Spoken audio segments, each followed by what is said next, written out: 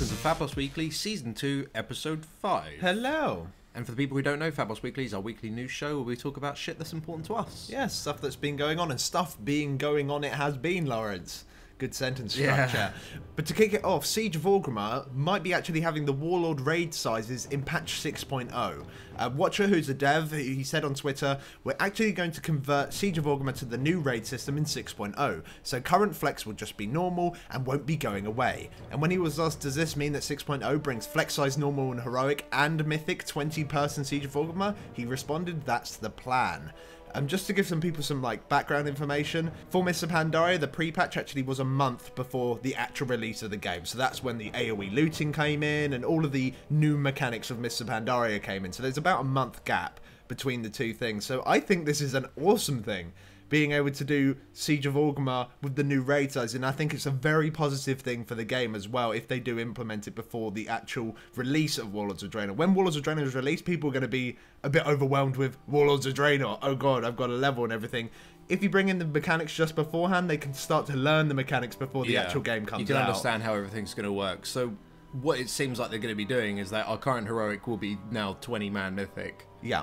So how they scale that down, I'm not quite sure. This is going to be a bit weird, I think. Yeah, I'm not sure how they're going to do the scaling. I mean, they could just reduce the health of all the mobs so that it does cater for 20 players. Possibly. But then they kind of would have to reduce the damage because you'd be using less healers, maybe? Which makes encounters like Thok a little bit interesting. Like, if they nerf the damage, that seems like really trivial.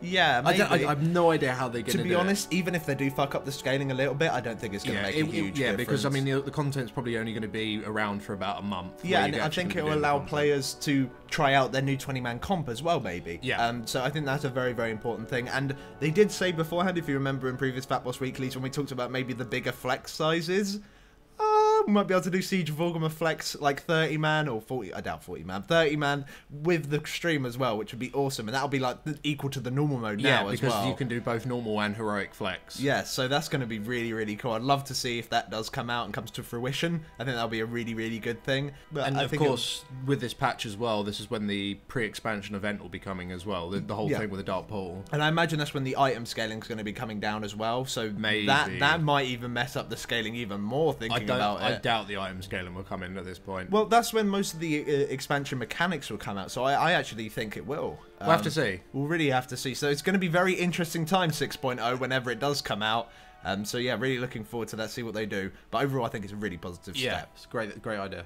So moving away from that, Blizzard have done some stream awards. Yes, in cooperation with Twitch, which I think is a really, really good thing. What they've done is that they've introduced 7 different polls on their website, and the polls consist of favourite new streamer of 2013, best community show of 2013, most educational stream across all of their titles, and favourite stream for each of their titles. So they've got StarCraft 2 one, a WoW one, Hearthstone one, and a Diablo 3 one. What's really cool about this is that they've got a prize pool of $45,000 that they'll be giving out 14 different prizes, because there'll be a runner-up and a winner for each one of the 7 categories.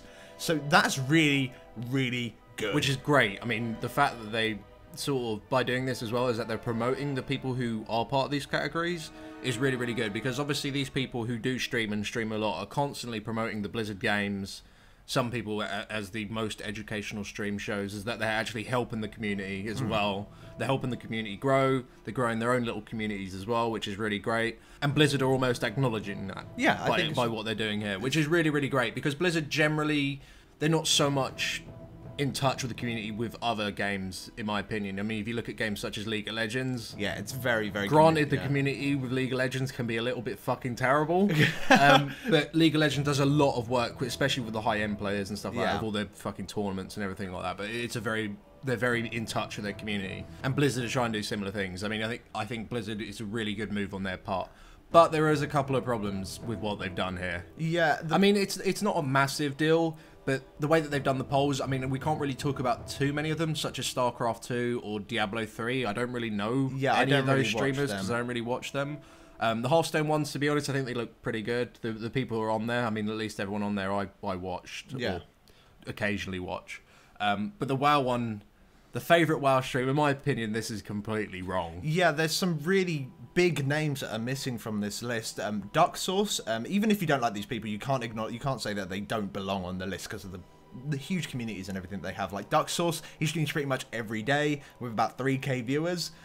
he's not on the list. Towley, everyone knows who Towley is. He's been like around since the dawn of Twitch, and like he has been streaming WoW on that for like the good, like at least 3 years, maybe even 4 years. I don't even know when like stream properly started. So he's been doing it for a very long time and always been playing WoW. He might go to other MMOs, but he always comes back to WoW as well. And the other problem is that the most educational stream, as what they called it, there's only one World of Warcraft stream on that. Yeah, like which is a PvP stream as well. Yeah, which is a bit weird. So like, I mean, I'm not saying that this guy who's on this list doesn't deserve to be there. Everyone on all of these lists deserves to be there. Oh, 100%. But there's a lack of people on those lists to start with. The fact that there's only one person on most educational stream, in my opinion, that's wrong. There's people like Mike Preach WoW. I mean, he's huge. I mean, he does great content, and he streams like almost. He's got set days. He streams every Friday, I think, and every Saturday. Yeah. And he's completely about his audience and completely about educating people about the game. Yeah. And it's all about discussions about the game. The one reason that Mike might not be on the list is that you do actually have to be a full Twitch partner, and I'm not sure if Mike Preach WoW is. I know he hasn't got a sub button, but he might have things from another partnership. I don't know. So, yeah. But either way, he deserves to be on that list, partnered or not. Or not. I know it's not in the rules. Yeah, but it's not in the rules. But there's other WoW streamers who kind of, I believe, should be on the list. I mean, it seems it's the majority of people who are on WoW lists, where it's the educational one or favorite WoW stream or favorite new streamer or whatever. They're pretty much all PvP orientated. But there's lots of PvE streamers who also sort of deserve to be on there, like maybe Fragments and people, maybe Trekkie, people who stream a lot.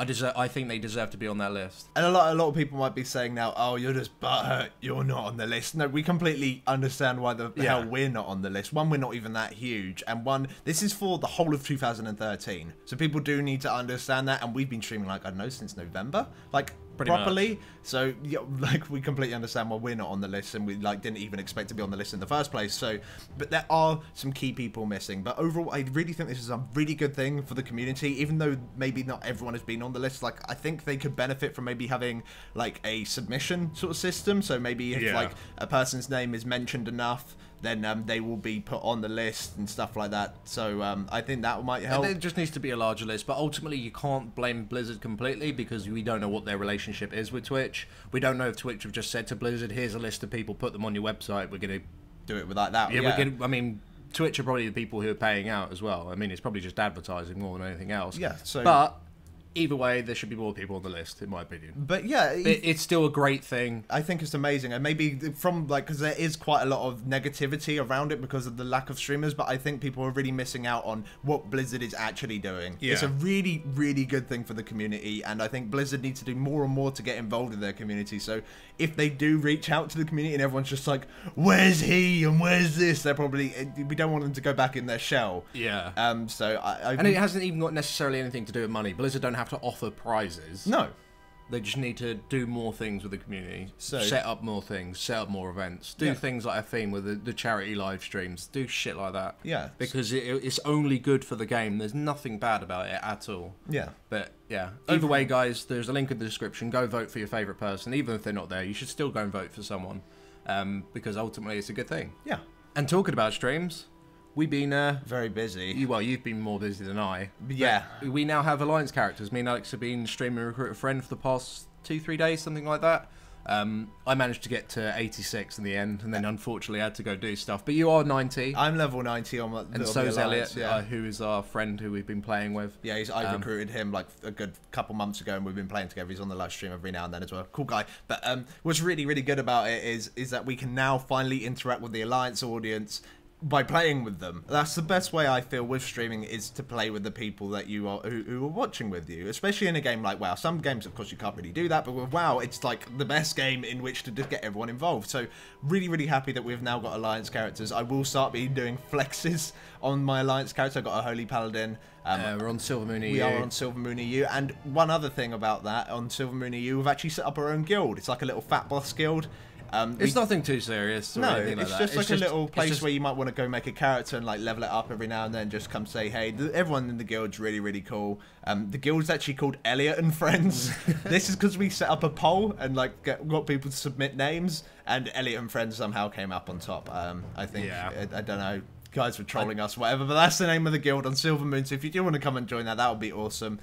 So yeah, we have been really busy on the stream though, and I think it's a really good way of like interacting with everyone. Yeah, so well, that's the whole point. Yeah, so. we are at least streaming 1 flex a week on Horde and 1 flex on Alliance, and we are actually starting to stream our main raids now as well. So for some of the people who don't want to come and see us just play flex and stuff like that, they might want to come and learn how we're doing this stuff in the main raids. We're going to be streaming them as well on the Wednesday and on a Thursday because our raids are split, and we'll be doing that kind of thing. So do come along, it should be good overall. So yeah, that's what's going on with our streaming. That's what we've been doing for the last couple of days. Now moving on to the part of the show, we look at our mail. You guys know how it works. Send in your messages to us on Facebook. That fucking intro. It was like a goat. Yeah, Twitch and on Twitter. Yes, and the first one does come in from Abse on Twitch, and he says, "Hey guys, I've noticed in the recent months that it is getting harder to get the Siege of Orgrimmar looking for raid content done in one hit.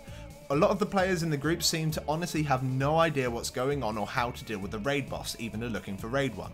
I was wondering, what's your opinion on the idea that the Timeless Isle Tesco Value Epic Extravaganza has allowed them to pretty much skip all of the other looking for raid content up to Siege of Orgrimmar, making them unprepared for any raid encounter? It could be, of course, that everyone's just getting lazier, or I'm just a grumpy cunt.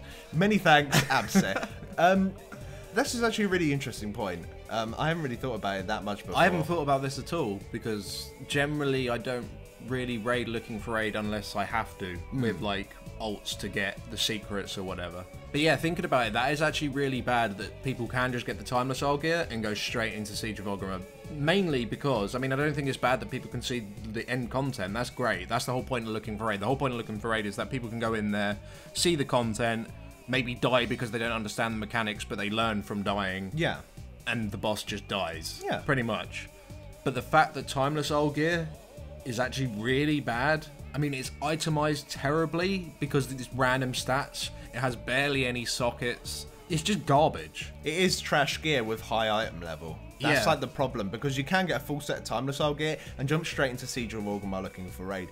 And it's not necessarily that that's a really, really bad thing. It's just the gear's terrible. Yeah, I mean, if the gear was a little bit better, then you probably wouldn't have the problems that you have in looking for raid now. Because, I mean, as an example, I went into looking for raid, I think it was 3 days ago, 4 days ago on my monk just to pick up some secrets for the legendary meta gem. And we wiped on the second boss, the Fallen Protectors, because of lack of DPS. The boss literally enraged. The highest DPS in the raid was 80k. Wow. And no offense to anyone who was in that group, but that's really fucking bad. That's just bad design by Blizzard. All those people were probably in Timeless gear or worse. Yeah. But they shouldn't be allowed in there because they don't do the numbers to finish the place. Yeah, exactly. I mean, this is a similar discussion to what we had in the stream the other day, where we was talking about maybe there should be some sort of matchmaking system where people who have bad gear are put with other players with bad gear, so then that way they can both learn at the same rate. Yeah. Instead of relying on other people who have slightly better gear to carry them. But then obviously that's kind of it kind of it's kind of a bad thing as well. Thing to do, yeah. It's kind of a bad thing as well because yeah, those people who do have bad gear are going to remain in bad gear. Exactly, but what they maybe could do is make it so the Timeless Isle gear, if you get full Timeless Isle gear, you still can't go into Siege of Orgrimmar. Maybe you have to do Throne of Thunder looking for raid maybe a couple times before you can get into Siege of Orgrimmar. Like, so it just allows people to understand, like brand new players who had just come into the game, got to level 90, is like, oh, I've been told to get Timeless Isle gear, then go Siege of Orgrimmar. Maybe they have to go into another raid that is slightly easier, so their item level, the gear on there, that gear will be good enough for that place. You should be able to do it easily in that place with those numbers. The fact that they have to go there a couple of times first in order to get the item level in which to go to the next place, I think will be really, really good for them, because they can just learn how raiding works.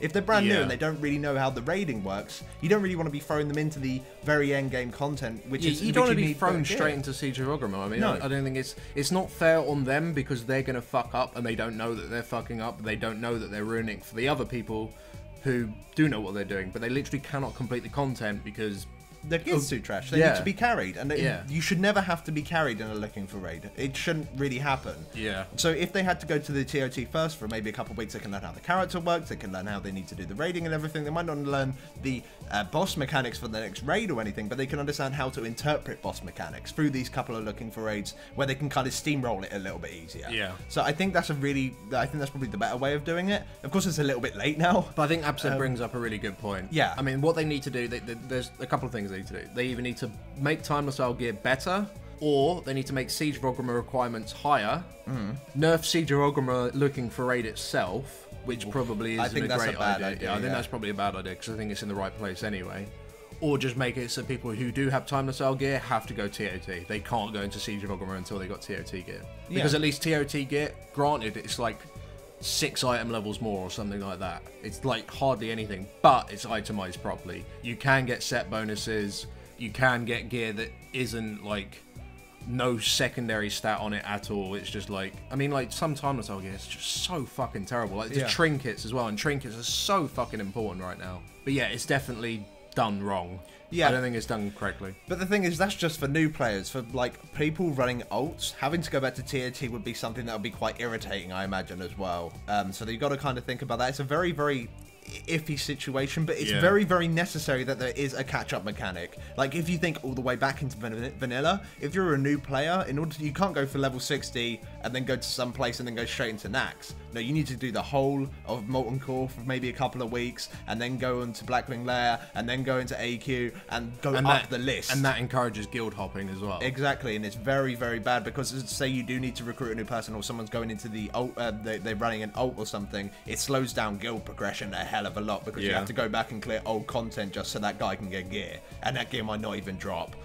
So like all that kind of stuff, I think it's certainly better than it was back then in terms of getting ready for raiding. I mean, it's just the current catch-up system with the timeless soul doesn't work. I completely agree with Absit. I think it is a lazy way of catching up. I think it needs to do a little bit more work. Yeah, so it's there, but it just needs to grow a little bit more overall. Thank you very much for that. Very good question.